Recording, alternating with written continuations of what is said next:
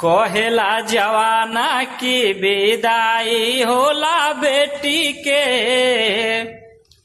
कहेला जवाना की विदाई होला बेटी के।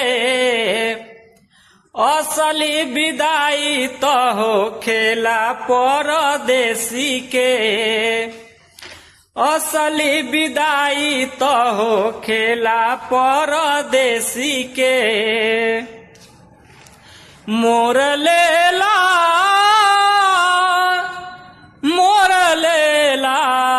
परदेसी अपन घर से नाता मोर लेला। घर चलावे खातिर घरवे छोड़ देला। मोर लेला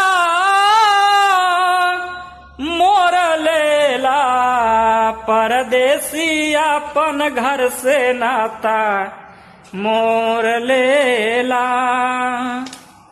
घर चलावे खातिर घरवे छोड़ देला। ससुरा में बेटी के संग घटना घट जाला। नैहर के लोगवा सभे तुरंत पहुँच जाला, तुरंत पहुँच जाला।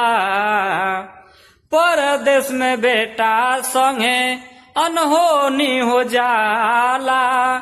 घरवा के लोगवा सब घर में बिलखत रही जाला, घर में बिलखत रही जाला। वीडियो पर देखेला परिवार घर खेती के, वीडियो कॉल पर देखेला परिवार घर खेती के। असली विदाई तो होखेला परदेसी के, कहेला जवाना के विदाई होला बेटी के।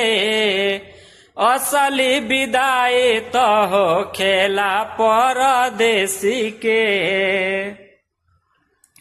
बेटी के सुख नैहर ससुरा करे पूरा, बेटा के सपना सब रह जाला अधूरा, रह जाला अधूरा। बेटी के विदाई में गिरे आँखिया से लोरा।